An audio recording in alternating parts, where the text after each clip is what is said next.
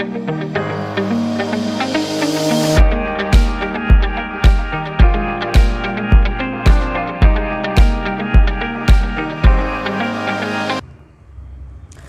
Friends, welcome to मंजिल। आज का ये वीडियो भी बहुत स्पेशल होने वाला है क्योंकि ये स्टडी वीज़ा से थोड़ा हटके है।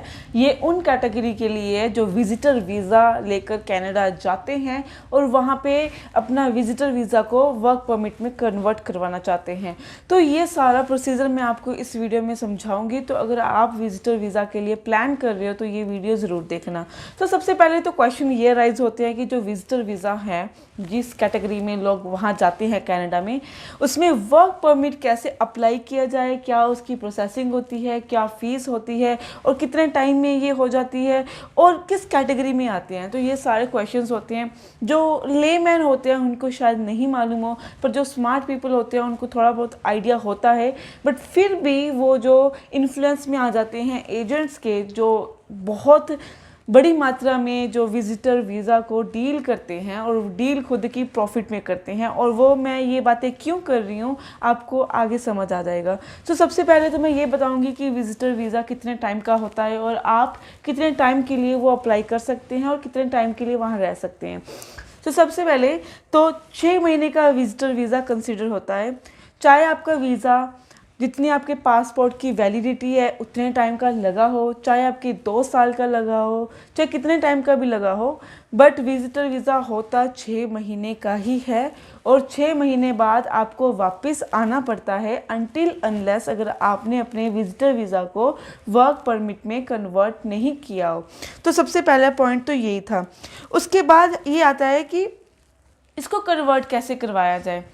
यहाँ से लोग कन्वर्ट करवाते हैं कि पहले तो यहीं पे विजिटर वीज़ा लगवा के जाते हैं, इतनी बड़ी बात नहीं होती है। तो यहाँ पे भी वो 20-30 लाख रुपया लगा के जाते हैं, जहाँ तक मेरे अकाउंट बुक्स बताती हैं। और उसके बाद वो जब कनाडा जाते हैं पहले तो वेट ही करते रहते हैं कि अब होगा अब होगा अब होगा। फिर क्या होता है, लास्ट में 6 महीने जब कंप्लीट होने वाले होते हैं, थोड़ा सा टाइम लग जाता है, तो वो पैनिक क्रिएट करने लग जाते हैं कि अब हमारे पास टाइम थोड़ा सा रह गया। फिर वो वहाँ जाके किसी एजेंट को पकड़ते हैं और वो एजेंट भी यही जैसे ही होते हैं जो यहाँ पे आपको लूट कर वहाँ बेचते हैं और वहाँ उससे भी बड़े लुटेरे बैठे हैं।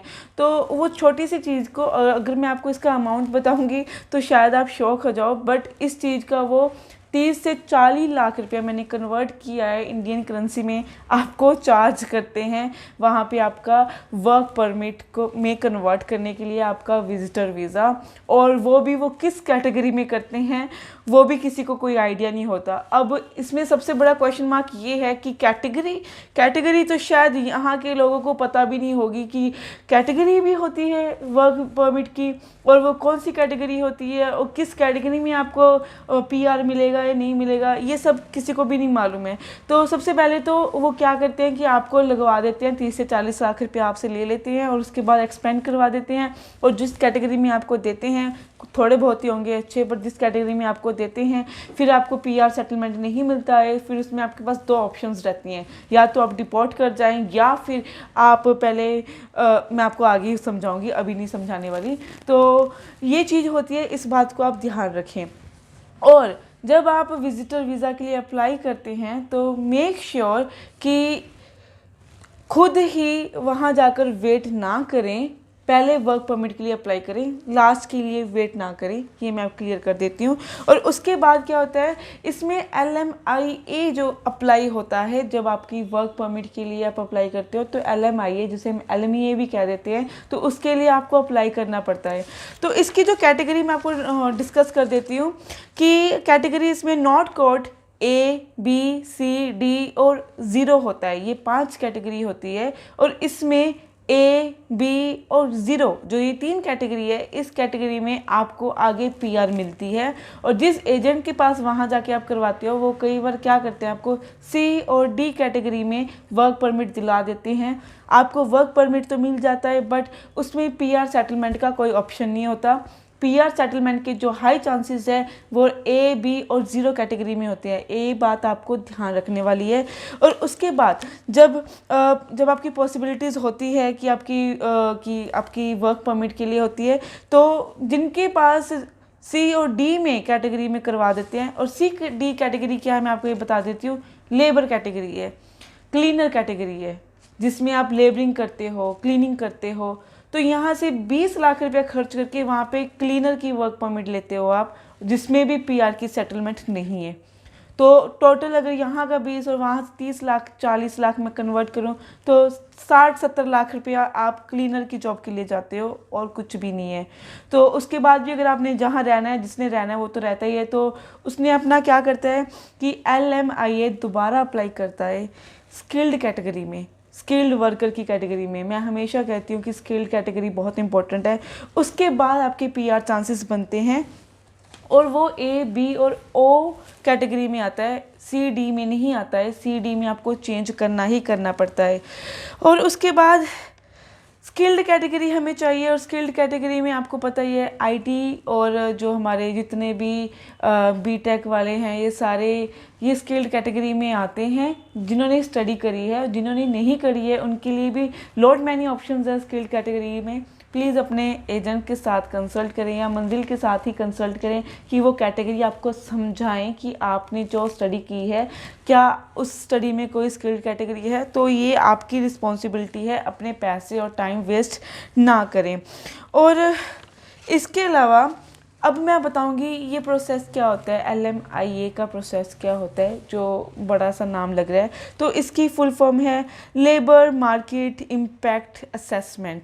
ये कनाडा की उस कैटेगरी में लाई करती है जो ये प्रोसीजर आता है कि जो आपको जॉब दे रहा है, ठीक है, उससे पहले ये प्रोसीजर फॉलोअप कराया जाता है कि वो क्लियर करता है कि हमारी जो जॉब की रिक्वायरमेंट है वो यहाँ के जो लोग हैं वो पूरे नहीं कर पा रहे हैं, इसलिए हम बाहर की कंट्री वाले के पर्सन को बुला रहे हैं। उस कैटेगरी को कहते हैं LMIA। और जब हम इस प्रोसेस के लिए अप्लाई करते हैं तो आपको ESTC लेटर मिलता है, जो है employment and social development Canada. तो ये लेटर आपको मिलता है। उसके बाद आपका ये प्रोसीजर उस लेटर के अकॉर्डिंग आगे प्रोसीड होता है। तो वो जो लिखा होगा वो आप पढ़ लेना, ज़्यादा मैं बोलूँगी वीडियो बहुत बड़ा हो जाएगा। अब बात करती हूँ इसकी फ़ीस प्रोसेसिंग, जो मैंने स्टार्टिंग में कहा था कि इसकी क्या चार्ज फ़ीस होती है।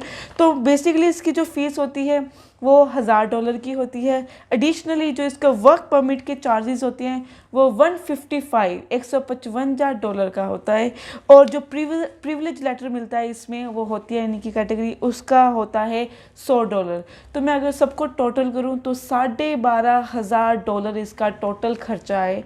और जो कंसल्टेंट्स आपसे लेते हैं वो 30 से 40 लाख रुपया लेते हैं। तो आप खुद इसमें देखो कहाँ $12,500 और कहाँ 30 से 40 लाख रुपया। तो ये बहुत बड़ा बवंडर है, आपको अवेयर करना मेरा काम है। तो आप प्लीज़ इसके बारे में ध्यान रखें। और किन किन को फ़ायदा होता है विज़िटर, या क्या मैं एडवाइस देना चाहती हूँ जो विज़िटर वीज़ा के लिए जाना चाहते हैं। तो सबसे पहले आपका कोई नॉन होना चाहिए वहाँ कनाडा में, ठीक है, जो आप चाहे आपका फ्रेंड लिस्ट में हो, चाहे आपका रिलेटिव हो, जो आपको स्पॉन्सर कर सके। जो आपको स्पॉन्सर करेगा तभी आपके वीज़ा के जो चांसेस है वो स्ट्राइक अप होते हैं, तभी बढ़ते हैं। और दूसरे केस में मैंने क्या देखा है, यहाँ से ना लोन लेकर चले जाते हैं कई पर्सन कि वहाँ जाकर उतार देंगे। तो विजिटर वीज़ा के लिए भी लोन लेके वो जाते हैं। तो उनको मैं एडवाइस करना चाहूँगी जो लोन लेकर जाते हैं, प्लीज़ लोन लेकर मत जाएं, क्योंकि वहाँ जाते सार आपको कोई जॉब सर्व नहीं करने वाला है, आपको कोई जाते सार नहीं नौकरी देगा। तो 6-7 महीने तो आप पहले स्ट्रगल करोगे, फिर कहीं जाकर आपको नौकरी मिलेगी, फिर नौकरी के बाद आप अपने रेंट और एक्सपेंडिचर्स निकालोगे।